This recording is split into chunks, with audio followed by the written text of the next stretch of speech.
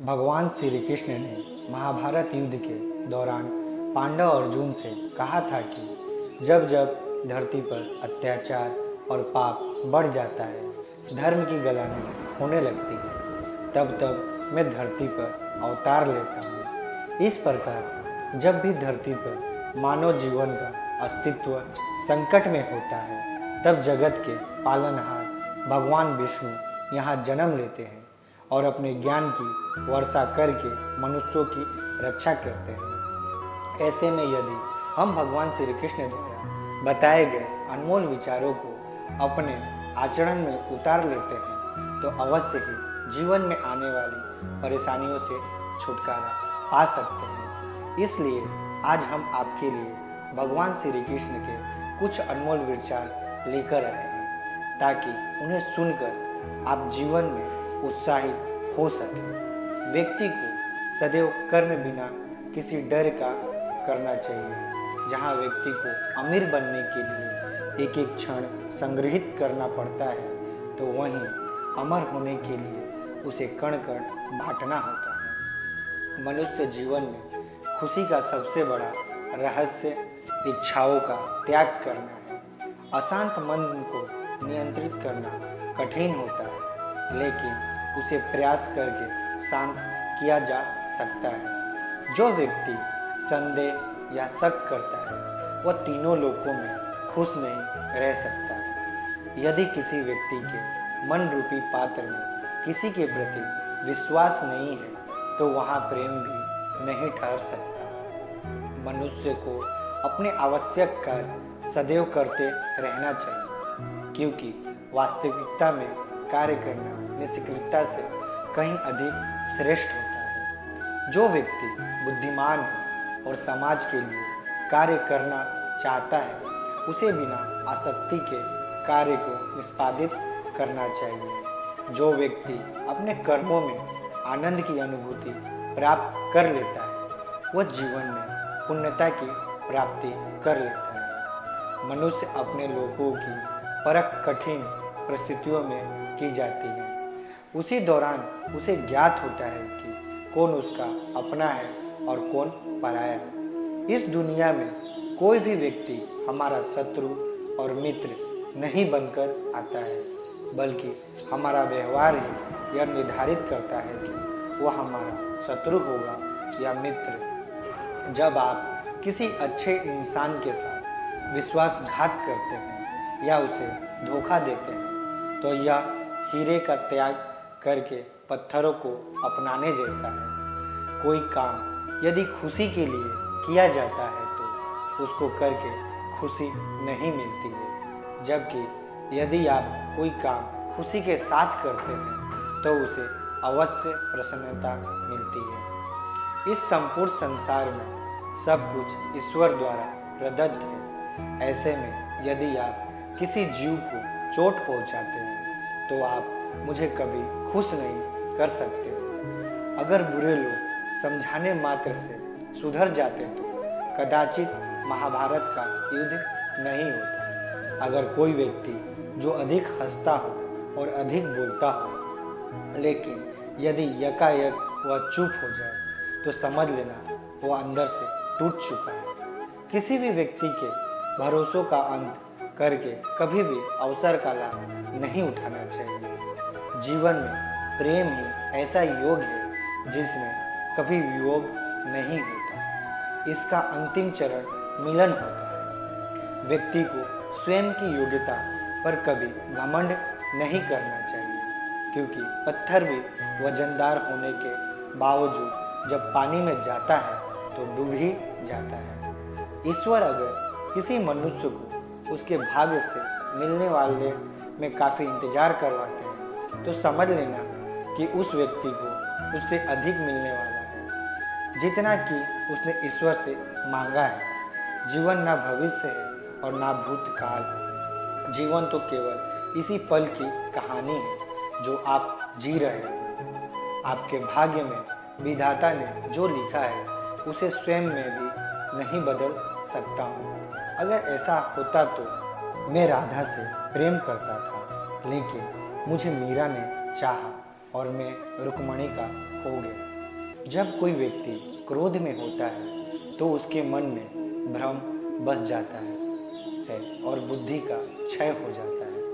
अपने हिस्से की मेहनत किए बिना फल की प्राप्ति करने वाले लोग चोर कहलाते हैं। जो मनुष्य आपकी भावनाओं की कद्र नहीं करता, उसके साथ रहने से बेहतर है कि आप अकेले ही चलें। जो मनुष्य ज़रूरत से ज़्यादा सीधा होता है, उसका विनाश सबसे पहले होता है, क्योंकि जंगल में सीधे पेड़ पहले काटे जाते हैं। मनुष्य योनि में जन्मे लोगों को जीवन की इस महाभारत में स्वयं ही श्री कृष्ण जैसा सारथी और अर्जुन जैसा महारथी बनना पड़ता है। जिन लोगों की किस्मत अच्छी होती है वह बुरा होने पर ईश्वर को दोष देते हैं, और जिनकी किस्मत सदैव ही खराब रहती है वह थोड़ा सा भी अच्छा हो जाने पर ईश्वर को धन्यवाद देते हैं। किसी को मुंह से बोलकर क्षमा कर देना आसान है, लेकिन उस दिन से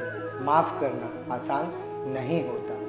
एक व्यक्ति का दूसरे व्यक्ति से संबंध तभी जुड़ता है जब उनका पिछले जन्म में कोई रिश्ता रहा होता है, वरना दुनिया की इस भीड़ में कौन किसको जानता है। भगवान अच्छे लोगों की परीक्षा लेते हैं और उनका साथ भी देते हैं, लेकिन बुरे लोगों को संपत्ति देते हैं लेकिन उनका साथ नहीं देते। इतिहास बीते हुए कल के सुख की बात करता है, विज्ञान आने वाले कल के सुख की बात करता है, परंतु धर्म कहता है यदि तुम सच्चे हो तो हर रोज सुख पाओगे।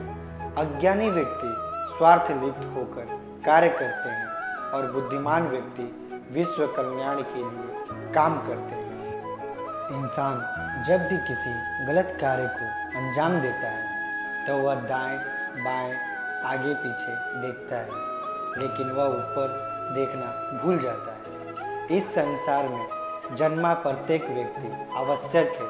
हर किसी के अंदर अपनी ताकत और क्षमता होती है। हमें किसी का अनादर नहीं करना चाहिए। जिस प्रकार से मैंने कई जन्म लिए हैं, उसी प्रकार से तुमने भी कई जन्म लिए। ना ही यह मेरा आखिरी जन्म है और ना ही यह तुम्हारा। यदि आप अपने लक्ष्य में सफल नहीं हो पा रहे हो तो अपनी रणनीति बदलो, लक्ष्य नहीं। अनियंत्रित मन व्यक्ति के जीवन में एक शत्रु की भांति होता है। कोई भी व्यक्ति अपने विश्वास के आधार पर ही निर्मित होता है।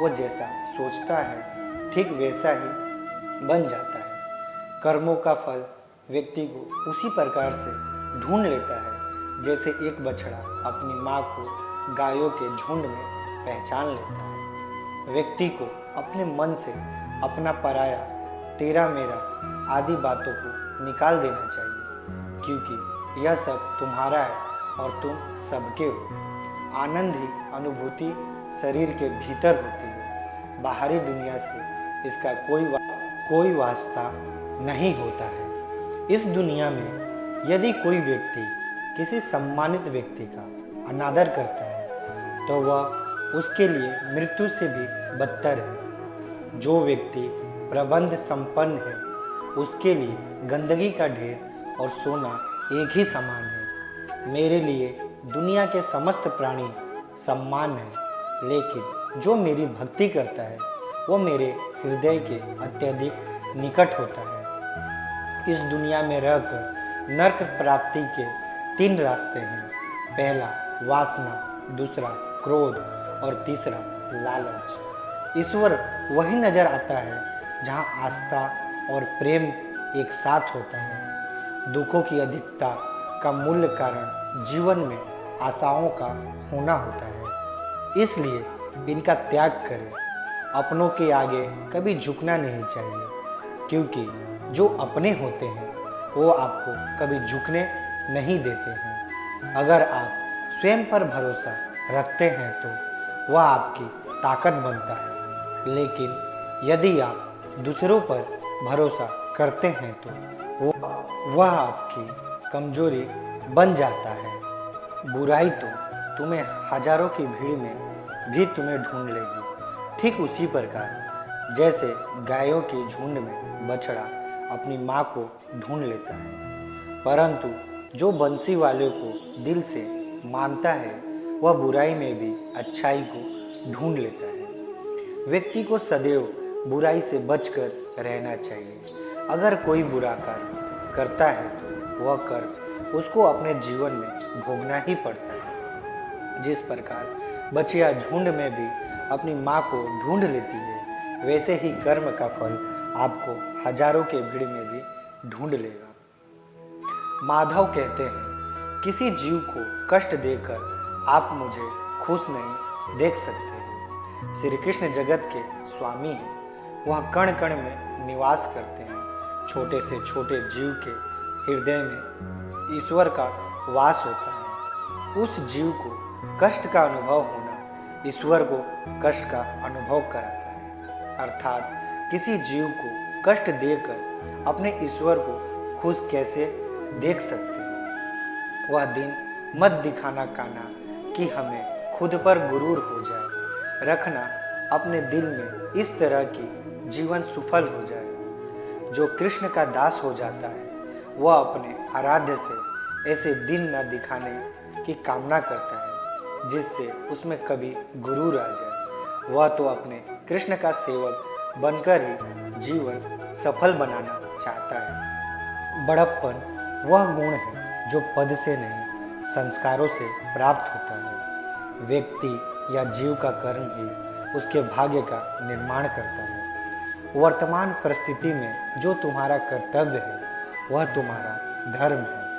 मन बहुत चंचल है जो इंसान के दिल में उथल पुथल कर देता है। जब वे अपने कार्य में आनंद खोज लेते हैं तब वे पूर्णता प्राप्त करते हैं। आपके कर्म ही आपकी पहचान है, वरना एक नाम के हजारों इंसान हैं। धर्म केवल कर्म से होता है।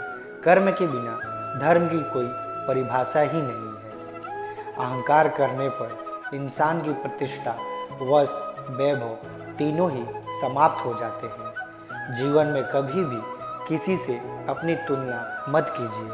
आप जैसे हैं सर्वश्रेष्ठ हैं। बुरे कर्म करने नहीं पड़ते, हो जाते हैं, और अच्छे कर्म होते नहीं, करने पड़ते हैं। जो अपने मन पर नियंत्रण नहीं रखता वह स्वयं का शत्रु बनता जाता है।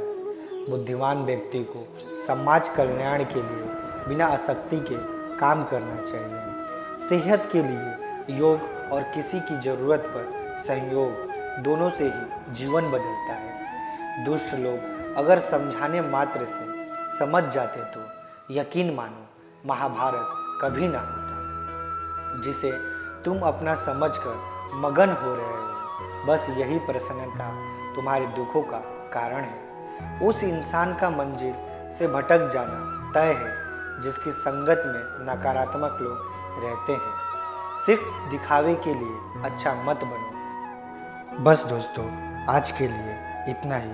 हम जल्द ही मिलेंगे आप लोगों के बीच। अगर आपको मेरी वीडियो अच्छी लगी होगी तो प्लीज़ मेरे चैनल को सब्सक्राइब करें और बेल आइकन को ऑन कर दें, जिससे हमारे नए सारे वीडियो का नोटिफिकेशन आप सभी के बीच मिलता रहे। तब तक आप अपना ध्यान रखें। जय श्री कृष्ण।